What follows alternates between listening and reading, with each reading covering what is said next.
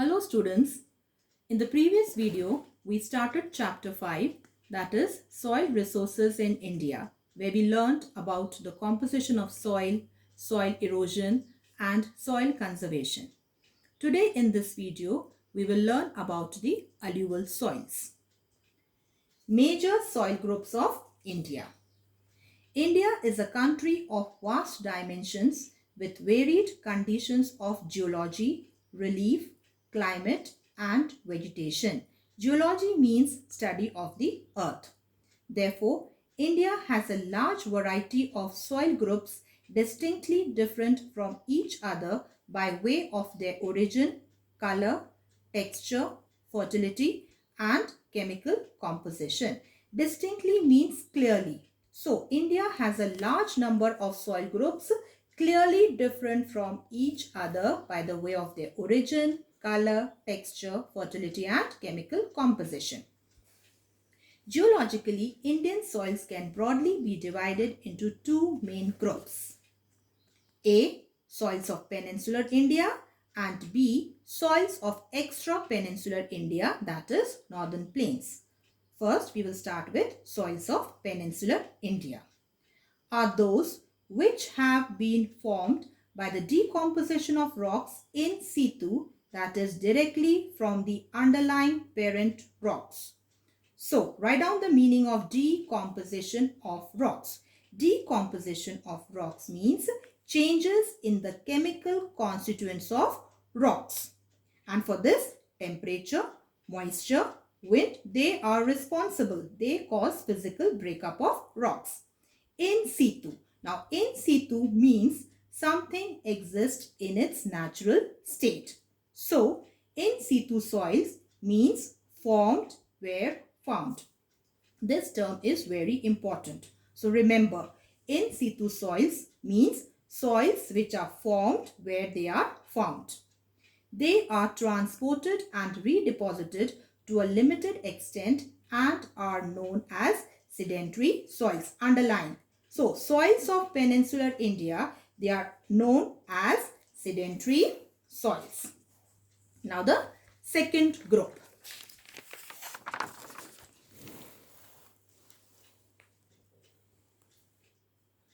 Soils of extra-peninsular India, northern plains, are formed by transported or residual alluvium brought down by the rivers from the Himalayas or by wind.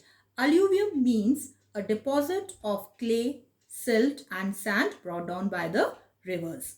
These soils are often referred to as transported soils. So, underline. Now, soils of extra-peninsular India, they are known as transported soils, and soils of peninsular India, they are known as sedentary soils. Classification of soils. The Indian Council of Agricultural Research, ICAR, set up an All India Soil Survey Committee in 1953, which divided Indian soils into four following major groups. They are alluvial soils, black soils, red soils, laterite and lateritic soils. So, these four are major groups of soil. Alluvial soils. So, first we will start with alluvial soils. These soils occupy an area of about 15 lakh square kilometer or about 45.6% total land area of the country. Now underline. These are most important and they support the maximum share of agricultural products and the bulk of Indian population. Why? Why they support the maximum share of agricultural products? Because this soil is very fertile. Origin. These soils originate from the transported alluvium brought by the rivers. This soil is also called river soil. Underline. So, they are also known as river soil. They can be divided into two types. Young Khaddar soils and Old Bhangar soils. Now, this table 5.1. Differences are there. First, we will check all the points of young Khaddar soil. Number 1, these are newer alluvium. Second, these contain fine sand and clay. Third point, they are pale brown in color. Pale means light brown in color. Fourth, they are found at the lower levels near the rivers. Now, lower levels means bottom land. Fifth, these are frequently inundated and replenished by floods during rainy season. Frequently means regularly. Inundated means flooded. So they are frequently inundated and they are replenished. They are filled up by floods during rainy season. Sixth point, Khaddar occupies the floodplains of the rivers and is enriched by fresh silt deposits every year. Floodplains.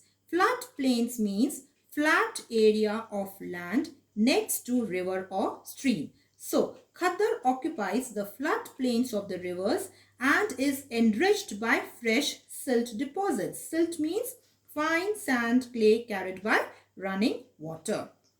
Now we will check all the points of old Bhangar soil. Number 1, these consist of older alluvium.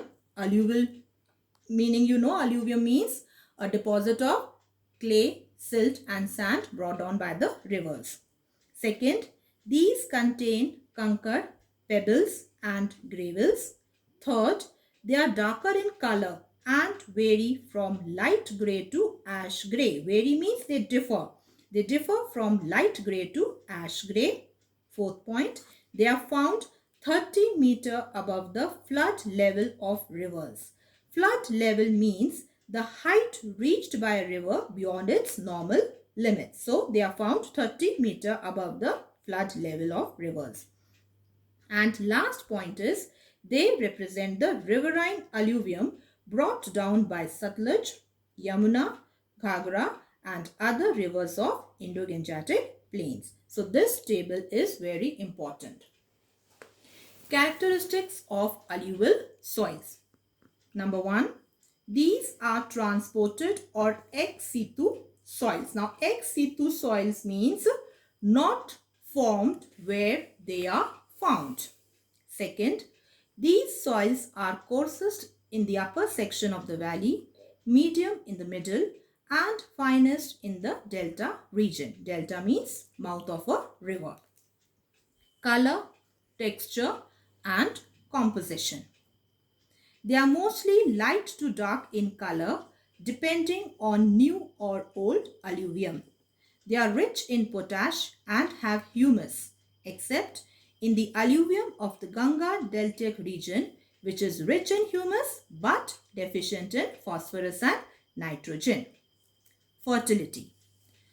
Alluvial soils, though differ greatly in texture, are very fertile on the whole. Underline, very fertile on the whole.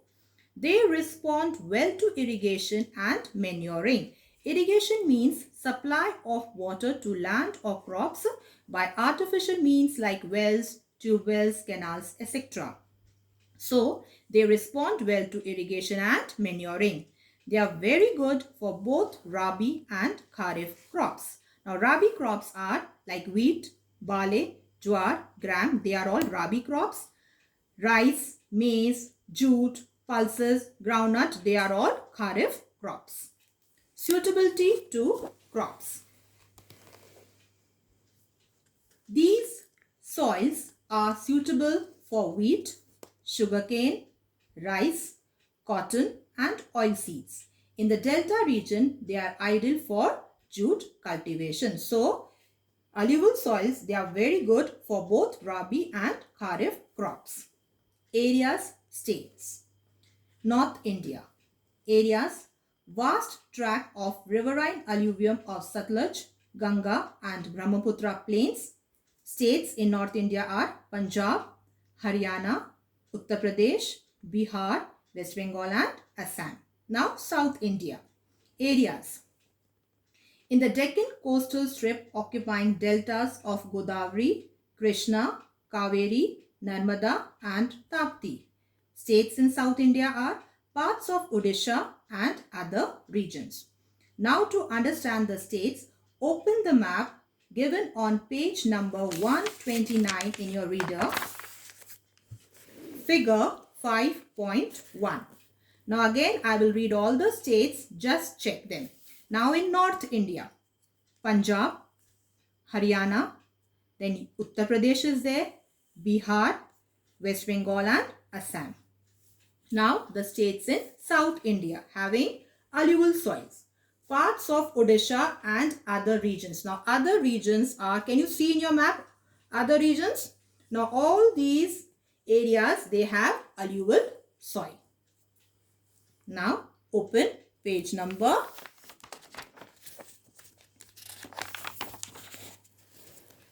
130.